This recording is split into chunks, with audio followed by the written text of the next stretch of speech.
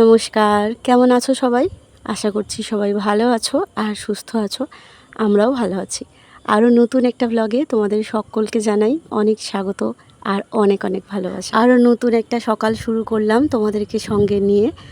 এখন বাজতে যায় ঘড়ির কাঁটায় ওই সকাল 9:30 মতো। আর এখন থেকেই আমি নতুন একটা ব্লগ শুরু করছি। তো জয় এখন বেরিয়ে যাচ্ছে কাজে। ও আজকে অনেক সকালবেলা ঘুম থেকে উঠেছে, কারণ কি ওকে আজকে একটু তাড়াতাড়ি যেতে হবে কাজে। তো সেই জন্য অনেক সকালবেলা আজকে ঘুম থেকে উঠেছে। আর আমি ঘুম থেকে উঠেছি এই কিছুক্ষণ আগে।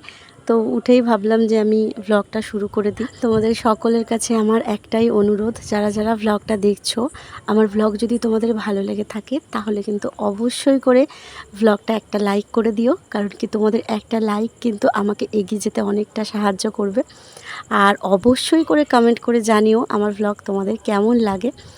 আর আমার এই ছোট্ট পরিবারটা তোমরা সকলে মিলে অনেক অনেক ভালোবাসা দিয়ে অনেক বড় করে তোলো। অন্যান্য দিন যেটা হয়, একটু বেলা হলে রোদের তাপটা একটু কড়া হয়, তখন গরমটা একটু বেশি লাগে। কিন্তু আজকে যখনই আমি ঘুম থেকে উঠেছি, মানে তখন থেকেই দেখছি একটা ভ্যাপসানি যেন একটা গরম হাওয়া দিচ্ছে, কিন্তু যেন সেটা একটা গরম হাওয়া। যেহেতু অনেক দিন হয়ে গেল বৃষ্টি নেই আমাদের এখানে, সেই কারণে মাটি থেকেও একটা গরম উঠছে। চারিদিকের মাটি পরিবেশ একদম শুকনো খটখটে হয়ে রয়েছে, সেই জন্য না গরমটা আরও বেশি লাগছে। আর আজকে ঘুম থেকে উঠেই দেখি বিশাল গরম পড়েছে। এখন ছাদে একদমই দাঁড়ানো যায় না, এত পরিমাণে গরম। আর ঘুম থেকে উঠতে না উঠতেই জয় আমাকে বলল সমস্ত জামা কাপড় কেচে দিয়েছি।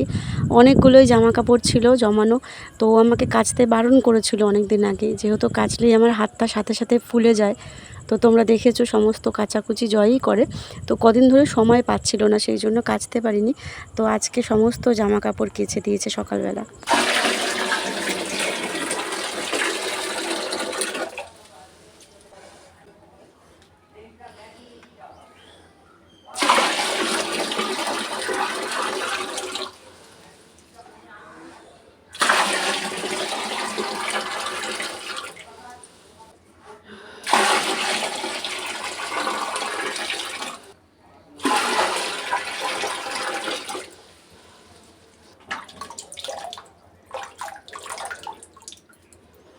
সকালবেলা বাসি কাজ সারার আগে এই গুরুত্বপূর্ণ কাজটা আগে আমি করে রাখলাম।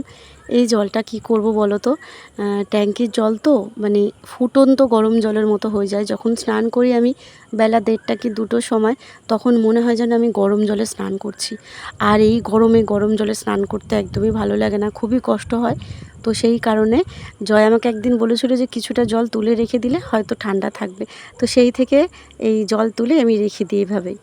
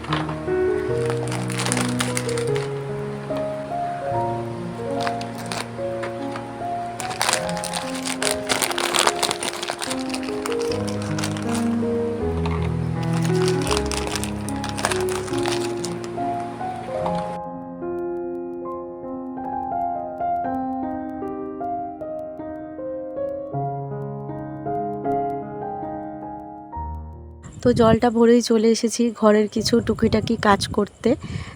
এই চকলেট বিস্কুটটা খেতে আমার ভীষণ ভালো লাগে জানো। তো প্রথমে কৌটোটা তো ভর্তিই ছিল, এই কয়েকদিনে আমি খেয়ে খালি করে দিয়েছি। আমিও খাই, জয়ও খায়, তবে জয় খুব একটা এই বিস্কুটটা খায় না, আমি বেশি খাই। ও 2-1টা হাতে দিলে তারপর খায়। তো যাই হোক, কৌটোটা খালি হয়ে গেছিলো, সেই কারণে দুটো প্যাকেট আলাদা করে রাখা ছিল। তো কৌটোর মধ্যে ঢেলে রাখলাম। কৌটোগুলো বেশ সাজিয়ে রেখে দিলে কৌটোর মধ্যে যে কোনো জিনিস দেখতেও ভালো লাগে আর টুক করে নিয়ে খেতেও ইচ্ছা করে। আর প্যাকেটের মধ্যে থাকলে দেখবে মনে হবে আবার প্যাকেটটা খুলবো খাবো। কৌটোর মধ্যে রাখলে জিনিসটা ভালোও থাকে, দেখতেও ভালো লাগে। সেই কারণে বিস্কুটগুলো কৌটোয় ভরে রাখলাম। আর এই বড় যে কৌটোটা ছিল এর মধ্যে না সুজি রাখা ছিল, কিন্তু সুজিটা অর্ধেক শেষ হয়ে গেছে, সেই জন্য একটা ছোট্ট কৌটোর মধ্যে সুজিটা রেখে দিলাম।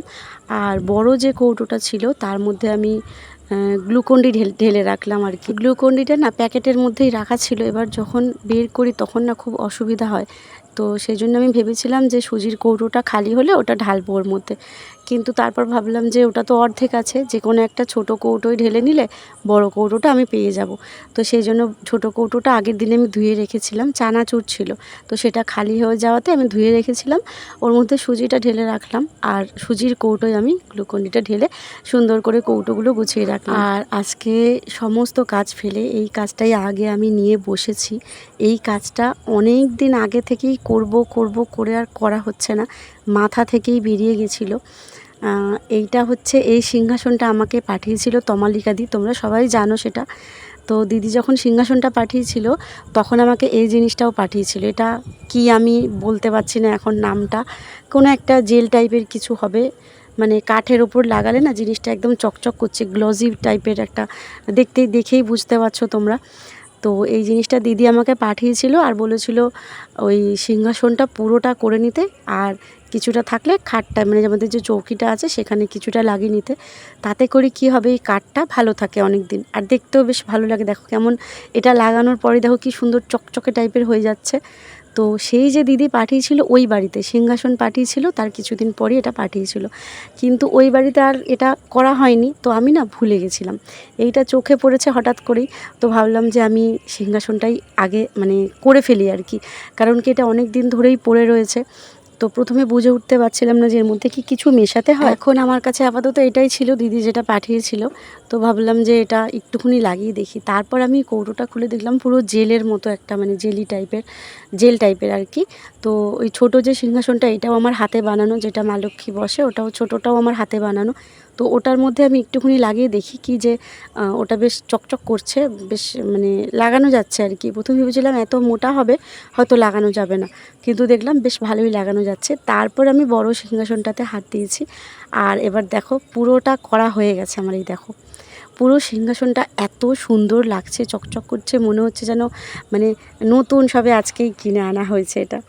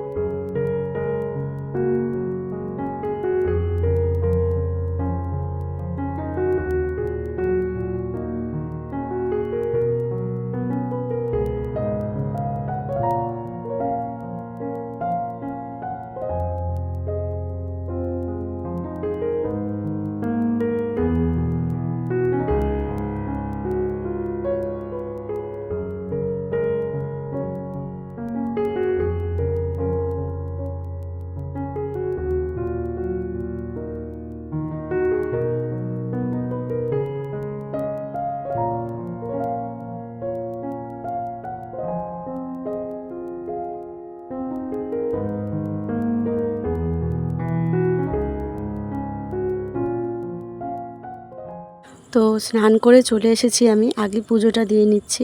কয়েকদিন ধরে আমি পুজো দিইনি, তো সেই কারণে একটু ধুলো জমে গেছে। আমি না দিলে জয় দেয়, কিন্তু সেভাবে খুব একটা মানে পরিষ্কার করে তো দিতে পারে না, এমনিই দেয়।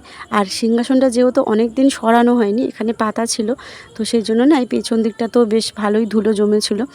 তো আজকে ভাবলাম যে সিংহাসনটা যখন আমি এই রং করেছি, পরিষ্কার করেছি, তো জায়গাটাও পরিষ্কার করি। কিন্তু এই জায়গাটাতে না একটা কাপড় মানে কাগজ পাতা ছিল। দেখো এই দেওয়ালের মধ্যে যে কাগজটা আটকানো আছে, এটাই এই ইটের মধ্যেও লাগানো ছিল, কিন্তু একটা কাগজ আবার আনতে হতো নতুন, আমার কাছে আর এক্সট্রা ছিল না। আর এই কাগজটা না কীরকম পুরনো হয়ে গেছিলো। তো নতুন সিংহাসন যেহেতু পেতেছি, তো ভাবলাম নতুন একটা কাপড় পাতি, ঠাকুরের কাপড় ছিল, কিন্তু সেটা এখন আমি খুঁজে পাচ্ছি না। তো ওই জন্য ভাবলাম আমার কাছে একটা নতুন ব্লাউজ পিস ছিল, এটা আপাতত পুরোপুরির জন্য পাতিনি, আপাতত আমি পেতে রেখেছি। আমি কাগজ আনলেই এটা আমি তুলে এটা থেকে ব্লাউজ বানাবো। তো এটা তখন আমি তুলে নেব, নিয়ে কেচে নিলে হয়ে যাবে। শুধু ঠাকুরের সিংহাসনটাই পাতা আছে, যেহেতু এটা নতুন সেই জন্য আমি পেতে রাখলাম। আর নাইটির যে নতুন কাপড়গুলো থাকে বাদ দেওয়া হয়, সেইগুলো সিংহাসনে আমি সুন্দর করে পেতে দিয়েছি। লাল একটা কাপড় ছিল, আর সুন্দর করে দেখো সিংহাসনটা সাজিয়ে দিয়েছি।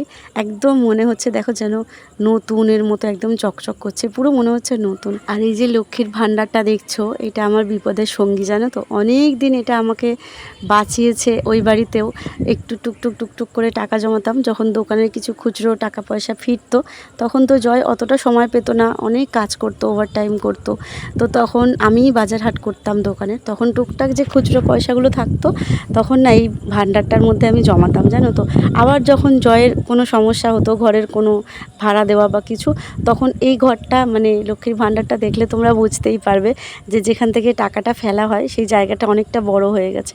তো তখন আবার আমি এখান থেকে টাকাগুলো বের করে করে জয়কে দিয়ে দিতাম, অনেক টাকা এখান থেকে বের করে করে দিয়ে দিই। আচ্ছা, অনেকে বলে লক্ষ্মীর ভাণ্ডারে হাত দিতে নেই, কিন্তু বলো টাকাটা তো আমরা বিপদে কাজে লাগার জন্যই জমাই, তাই না? জমিয়ে রেখে দেওয়ার জন্য তো আর জমাই না।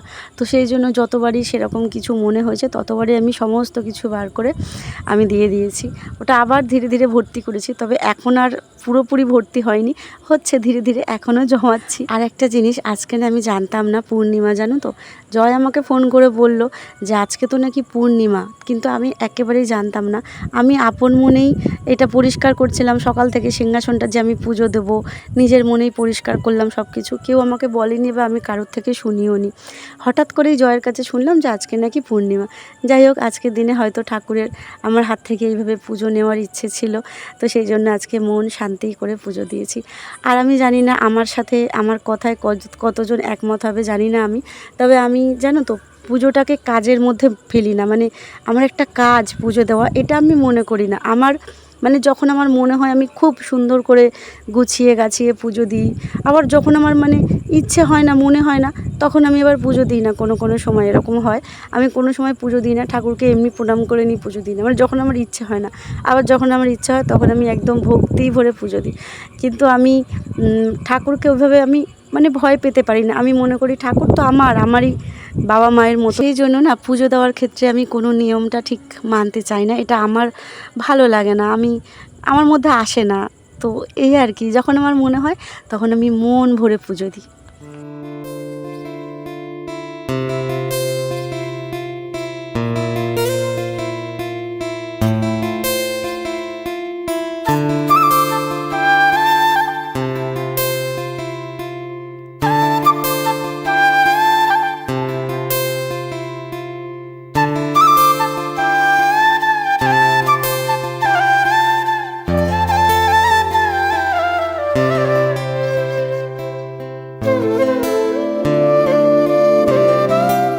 তো পুজো দেওয়ার বেশ অনেকক্ষণ পর আমি খেতে বসছি, কারণ কি আমার একটু এডিট বাকি ছিল, তো সেইটা করার পরে আমি খেতে বসছি। আর এখানে দেখো থালাটা সুন্দর করে সাজিয়ে নিই, তোমরা তো দেখছো খুব সুন্দর থালা সাজিয়ে খেতে বসছি। এখানে বরবটি ভাজা ছিল, আর সাথে আজকে আমি আজকে না কালকে রাতে ডিম সয়াবিনের ঝোল করেছিলাম, তো সেটাই নিয়ে নেবো, আমি রেখে দিয়েছিলাম একটুখানি। আর এদিকে একটু যেই আম তেলটা আমি বানিয়েছি সেই আম তেলটাই আমি একটুখানি নিয়ে নিচ্ছি, ডিমের ঝোলের সাথে বেশ ভালো লাগে খেতে। তবে দোষের মধ্যে আমটা একটু শুকিয়ে শুকিয়ে গেছে, মানে প্রথমবার করেছি তো আম তেল, আমি না অতটা বুঝতে পারিনি, আমটা না একটু বেশি শুকিয়ে গেছিলো। একদিন শুকালেই হয়তো হয়ে যেত, আমগুলো বেশ মানে শাঁসটা পাওয়া যেত, কিন্তু আমটা একেবারে শুকিয়ে গেছে। যাই হোক, কিন্তু গন্ধটা যেরকম আম তেল হয় সেরকমই এসেছে গন্ধটা, তেলটা খাওয়া যাবে, আমটাও খাওয়া যাবে, তবে একটু শুকিয়ে গেছে বেশি। আর এদিকে দেখো তোমাদেরকে বললাম না ওই ডিম সয়াবিনের ঝোল করেছি আগের দিনে, তো অল্প কয়েকটা সয়াবিন, ডিম, আলু দিয়ে আর এই একদমই পাতলা মতো ঝোল করেছিলাম।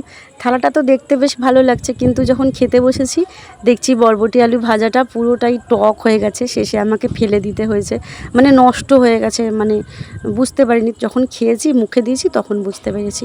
কি হবে আর, পাত থেকে তুলে ফেলে দিলাম, মনটা খারাপ লাগছিল যে সাজিয়েছিলাম খেতে পারলাম না। যাই হোক, এগুলো দিয়েই ভাত খেয়েছি। দেখা হচ্ছে কাল, সবাই ভালো থেকো, টাটা।